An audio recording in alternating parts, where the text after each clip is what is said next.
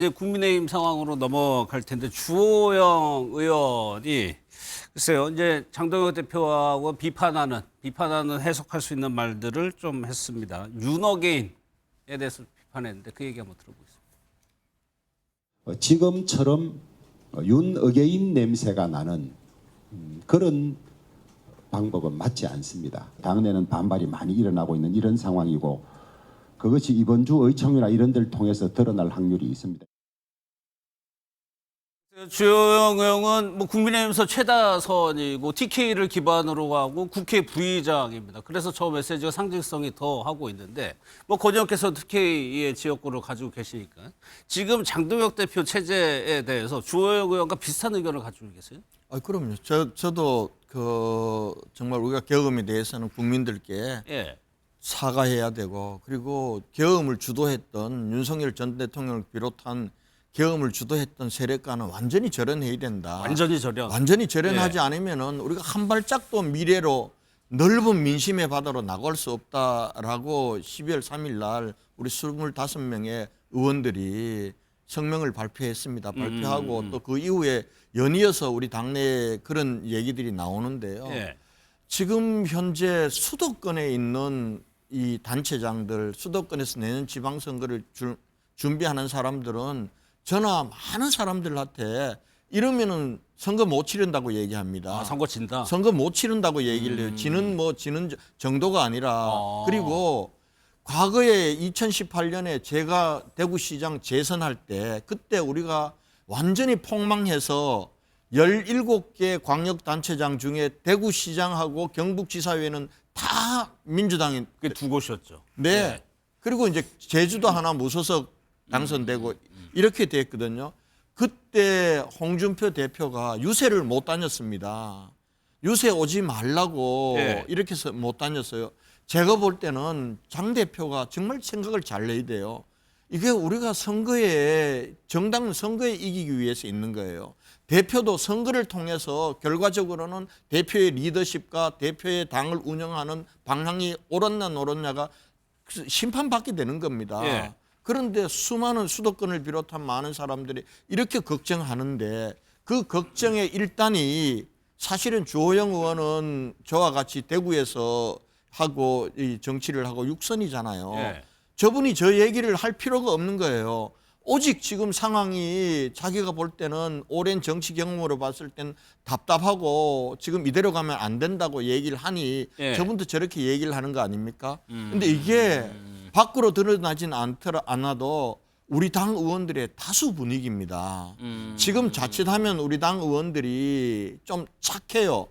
자칫하면은 이게 당에 또 분열로 비칠까 봐 이렇게 같이 서명하자 그래도 나는 뜻에는 동의하지만은 다 내용에도 동의하는데 서명하는 거는 참 다 같이 했으면 좋겠다. 이런 의원들이 많아요. 그러면 그 숫자로 카운트된 의원들보다 훨씬 많다. 저는 훨씬 많아요. 생각이세요? 예. 그러면 장 대표가 이제 현역 의원들, 중진 의원들 면담한다고 만나셨어요 혹시? 뭐 곧 만나게 될 겁니다. 만나게 네. 되고 장 대표도 사실은 저희가 12월 3일 전에 그 장 대표를 만났거든요. 네. 11월 20일 날 네 사람의 재선에 만났을 때 본인도 많이 고민한다고 그러더라고요. 그리고 12월 3일에는 모멘텀을 놓치면 안 될 것 같다고. 네. 그리고 이제는 새롭게 가야 되겠다고 얘기를 했어요. 그러면서 다른 많은 얘기를 들어서 제가 해법을 찾겠습니다. 라고 했는데 그 사이에 얘기를 조금 한쪽 얘기를 좀 강한 쪽 얘기를 들은 것 같아요. 그래서 저런 뭐 비상계엄은 뭐 의회 폭거에 맞서기 위한 계엄이었다. 예. 이렇게 하면서 책임을 통감하는데 뭘 책임을 통감하냐면 그때 싸우지 못해서 의회 폭거에 싸우지 못해서 한 거에 대해서 사과한다. 그렇죠. 이래 되니까 정말 이 말도 안 되는 시대착오적인 비상계엄을 해서 국격을 얼마나 추락시키고 우리 국민들이 얼마나 많은 고충을 겪었습니까? 이걸 집권 여당의 국회의원으로서 집권 여당의 성원으로 책임이 있거든요. 그래서 국민 여러분 죄송합니다. 이렇게 하는 거예요. 예. 장동혁 대표는 지금 사과하면 머리를 숙이면 머리를 자를 거고 허리를 숙이면 허리를 자른다고 하는데 저희들은 민주당에 사과하는 게 아니에요. 이재명 대통령에게 사과하는 게 아니라고요. 국민에게 사과하는 거란 말이에요. 저는 이 일을 하고 가야 우리 국민들이 지금 이재명 정권에 대해서 얼마나 걱정들이 많습니까? 뭐 복귀한 동의하시지 않겠지만은 저는 이대로 가면 우리나라 상권 분리 무너진다고 봅니다. 예. 그리고 지금 민생은 굉장히 어려워요. 이런 상황인데도 우리 국민의힘이 반사 이익도 못 얻고 있잖아요. 예. 그 얘기는 뭐냐 하면은 민주당 하는 것도 마음에 안 들고 걱정스러운데 국민의힘 지지하기는 더 어렵다. 너들 좀 변해라. 이게 민심의 명령 아닙니까? 따라야죠. 알겠습니다. 이 소리들이 예. 윤한홍 의원을 통해서 주호영 부의장을 통해서 터져 나오는 겁니다. 저는 이거 막을 수 없다고 봅니다. 예.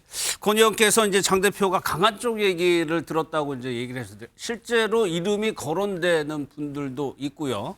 언더찐윤 이런 표현도 등장하고 있습니다. 그 얘기 한번 들어보겠습니다. 윤한홍 의원 발언이 벌써 나흘 전에 나온 얘기인데 아직까지도 그 얘기를 다루고 있다는 것은 친윤 핵심에서 그런 얘기가 나왔다는 것 때문에 그런 거잖아요. 그리고 그만큼 장동혁 지도부가 고립되고 있다는 거를 보여주는 상징적인 장면이었다고 저는 생각을 해요. 철구 의원 같은 경우가 제일 본인이 정권 내내 실세로서 여러 가지를 누렸기 때문에 이 정권에 몰락에 대해서 스스로 사과하고 국민들에게 진솔한 얘기를 한 뒤에 정치 안 하겠다고 선언해야죠, 사실. 그러니까 최소한 이철규 의원은 정계 은퇴 그거 아니면 당연하죠. 은퇴해야죠. 여기 언더친윤의 구심점 누구? 박성민 의원입니다. 박성민 네, 의원. 박성민 의원이 장동혁 체제를 만든 5인방 중에 한 명이거든요. 그분이 이제 어떻게 결심을 할지 그 부분 지켜봐야 될 것 같습니다. 장동혁 대표는 의원들 자체가 별로 기대를 안 하는 것 같습니다. 그냥 듣고 자기 하고 싶은 대로 하는구나 그런 생각이 들어서 장동혁 대표의 리더십과 당대표로서의 지위도 네. 흔들흔들 거리고 있다. 그래서 김근식 실장께서 보시기에는 지금 뭐 장성철 소장은 박성민 의원을 지목을 했습니다만 장 대표를 둘러싼 이른바 언더찐윤 이런 세력이 실제로 있는 겁니까? 그러니까 애초에 윤석열 정부 출범했을 때 초창기에 이제 원조 친윤으로는 3인방을 이야기했지 않습니까? 예. 장제원 의원은 이제 그렇게 됐고 그리고 지금 권성동 의원 지금 영어의 몸이시고 그리고 윤한홍 의원이 원조 3인방 중에 하나였는데 엊그저께 이제 그런 그 비장한 이야기를 한 겁니다. 그리고 이제 그 언더 친윤 중에서 아니 그 원조 친윤 중에서도 저 권성동 의원과 윤한홍 의원은 멀윤이라고 그래가지고요 정권 초기에 좀 멀어졌었어요 대통령하고 제가 듣기로는. 예. 그리고 그 자리 그 원조 친윤들이 멀어진 멀윤이 된 사이에 그 자리를 차지한 게 언더 찐윤이라는 분이라고 저는 이해를 합니다. 거기에 이제 박성민 의원이 이제 굉장히 대표적인 역할을 한 것으로 그러니까 국민들에게 알려지거나 대표적으로 드러나진 않았습니다만 예. 우리 당내의 분위기나 저도 이렇게 몇 번 듣거나 겪어본 바로는 그런 언더라는 게 보이지 않는다는 뜻 아니겠어요? 그렇죠. 예. 보이지 않지만 대통령의 뜻을 전달하고 대통령을 호가호위하는 데는 가장 좀 혁혁한 역할을 했던 분이 바로 박성민 의원으로 많이 거론이 됐고 이철규 의원은 이제 대통령의 그 지시나 대통령의 내용들을 전달하는 데는 가장 앞장서서 했던 분으로는 또 많이 알려져 있지 않습니까? 그래서 지금 원조 친윤은 사실은 좀 일정 정도 정리가 된 부분인데 그 이후에 오히려 호가호위를 했던 언더 친윤 분들이 입을 다물고 있다. 아마 이제 그런 문제 제기를 하는 것 같아요. 예. 저는 그래서 아마 박정훈 의원이 뭐 정기요태까지 이야기하는 건 좀 과도한 이야기인 것 같습니다만 예. 제가 보건대 권영진 의원께서 말씀하신 우리 당이 정말 통절하게 반성하고 성찰하고 사과하고 국민들께 머리를 조아리고 하려면 이 언더 찐윤으로 거론되시는 분들의 입장 표명은 분명히 있어야 될 것으로 보입니다. 그러니까 뭐 정계 은퇴나 뭐 불출마를 우리들이 강하게 주장하는 건 아닙니다만 예. 언더 찐윤 분들이 사실상 계엄에도 그리고 이후에 윤석열 우리 정권의 이 안 좋은 결론에도 일정 부분 책임을 질 수밖에 없는 분들이잖아요. 예. 그리고 그분들이 국민들 앞에 진솔하게 자기 입장과 사과를 하는 것들은 분명히 필요해 보인다. 저는 개인적으로 그렇게 생각합니다. 권영진 의원도 그렇고 윤한홍 의원도 11월에 이미 장 대표를 만나가지고 그 부분을 얘기를 했다는 거예요. 근데 장 대표가 별다른 얘기를 하지 않았다.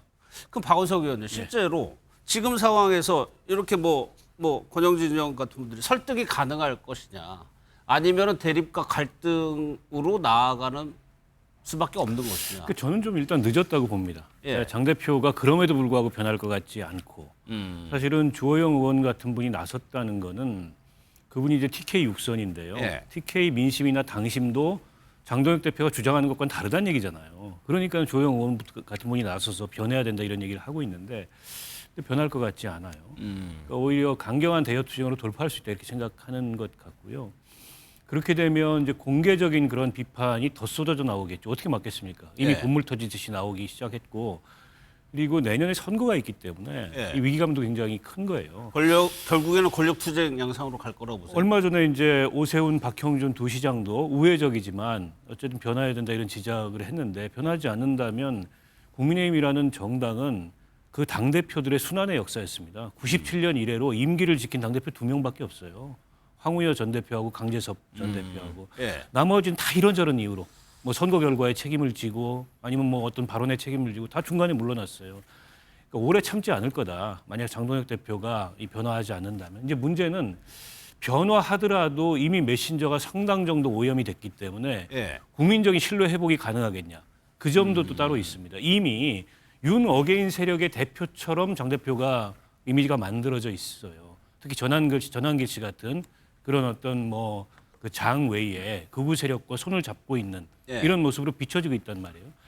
장동혁 대표가 뭐 변해서 윤 전 대통령과의 절연, 뭐 계엄에 대한 진솔한 사과, 또 탄핵에 대해서 달라진 입장 이걸 얘기한다 그래서 과연 국민적 신뢰 회복이 가능할까? 그런 면에서 좀 이미 늦은 거 아닌가 그런 예. 생각도 듭니다. 그러면은 권 의원님 어떻게 됩니까? 지도부의 교체, 붕괴 이런 것까지도 보고 계세요?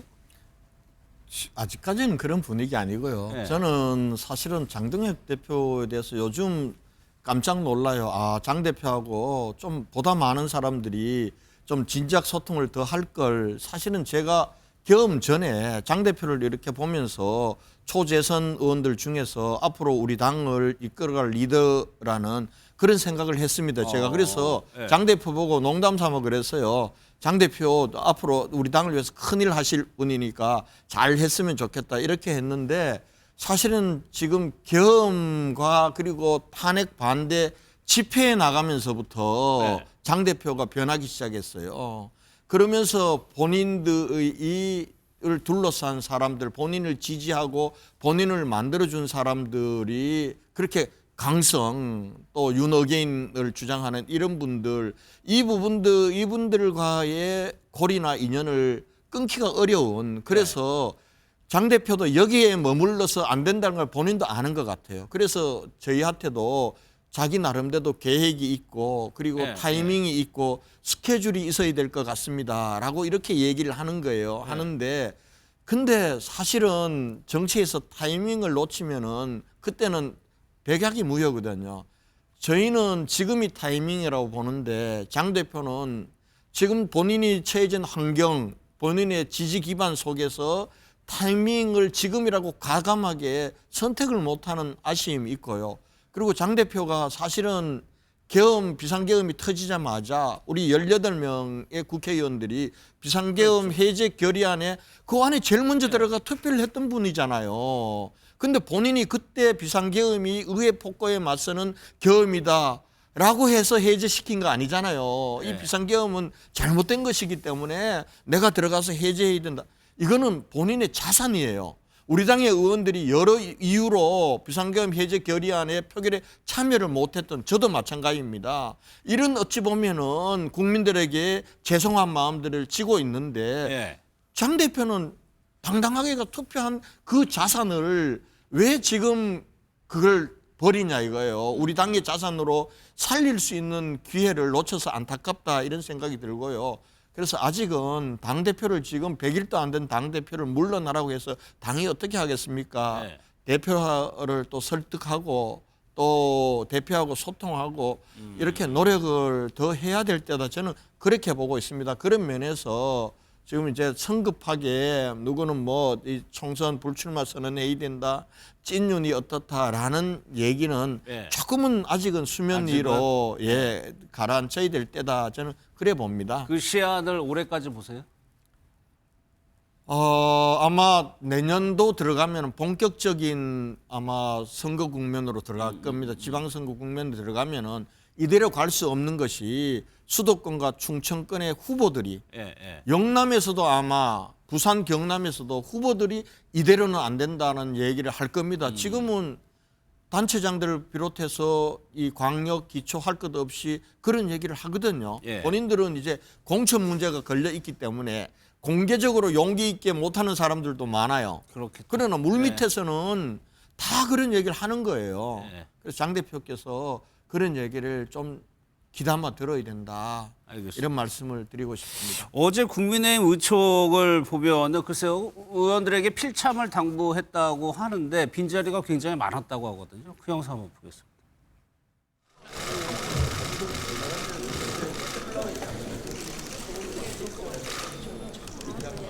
법사위 국정조사에 반대. 오후 2시죠. 내일 그 본회의 있을 때 또 앞서 말씀드린 대로 이 악법들에 대해서 지금 본회의에 상정해서 강행 처리가 예상이 되니까 오후 시간하고 내일 본회의 때부터 의원님들 좀 지금처럼 보다 더 적극적으로 참석해 주시고 참여해 주시기를 당부 말씀을 좀 드립니다.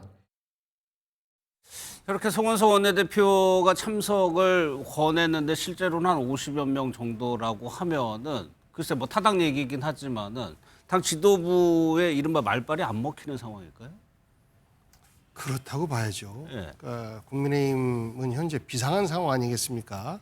저희들은 상대적으로 좀 여유가 있는데 물론 국민들로부터 빨리 이 내란 정국을 정리하고 민생 정국으로 좀 돌려라라는 부분에 대한 질책을 계속 받고 있어요. 예. 그것 때문에 급하지만 이제 국민의힘 같은 경우는 실제 이 생사의 문제거든요. 근데 의원들의 생각이 많이 다른 것 같습니다. 특히나 우리 권영진 의원님 같은 경우는 제가 정말 개인적으로 존경하는 분인데 이렇게 상식적인 생각을 가진 분들이 당의 주류로서의 역할을 하지 못하고 있는 거 아니겠습니까? 예. 그러니까 극단적인 성향의 윤어게인 세력들의 그 등에 힘입어서 당대표가 된 장동혁 대표가 쉽게 노선을 바꾸기는 어려울 것 같아요. 그러면 노선을 바꾸는 순간 단 한 명의 우군이 우군마저도 다 빠져나가는 이런 상황을 본인도 알기 때문에 그 갈팡질팡할 수밖에 없고 오히려 더 강경 노선을 통해서 자기 지지층을 결집시키는 이러한 그 노선을 앞으로도 갈 가능성이 매우 큰데 저는 지금 우리의 정치가 너무나 엉키고 있지 않습니까? 이 엉키고 있는 이유가 과거 박근혜 탄핵 때는 박근혜 정부의 그 잘못된 부분에 대해서 책임을 져야 하는 정치인들은 일선에서 물러났어요. 그런데 지금은 그러지 않습니다. 예. 오히려 윤어게인 세력들이 당의 주류가 되고 있는 것. 이 자체가 저는 우리 정치를 계속해서 수렁에 빠뜨리게 하고 이 불법 비상계엄이냐 아니냐 이것이 곧 내란이냐 아니냐 우리는 이제 같은 말이다라고 보는데 이것조차도 실제 국민의힘과 우리가 불법 비상계엄에 대해서 똑같이 대응하고 함께 단죄한다라는 입장을 가진다면 저는 이거 가지고 싸울 일도 전혀 없어요. 예. 그런데 우선 여기에서부터 근본적으로 다른 입장을 공식적인 입장은 대표를 통해서 나오는 거기 때문에 다른 입장을 보이고 있기 때문에 우리 정치가 이렇게 어려워지고 있는데 저는 국민의힘의 아까 그 빈자리가 많이 보이고 했던 부분은 장동혁 대표의 저 노선이 국민의힘 전체 노선으로 갈 경우에 자칫 다 죽을 수 있다라는 위기감이 반영된 것 아닌가 싶습니다. 알겠습니다. 그런데 오늘도 장동혁 대표는 내부 단결을 강조했습니다. 그 얘기도 한번 들어보겠습니다. 우리의 잘못까지 덮고 가자는 것이 아닙니다. 이재명 정권에 맞서기 위해 똘똘 뭉쳐도 모자랄 판에 우리 스스로 편을 갈라 서로를 공격하고 있지는 않습니까? 우리의 책임을 외면하자는 것도 아닙니다. 서로 생각이 다를 수는 있어도 결국 우리는 함께 싸워야 살 수 있는 운명 공동체입니다. 지금부터 더 많이 만나고 더 많이 들으면서 하나 되는 길을 찾겠습니다.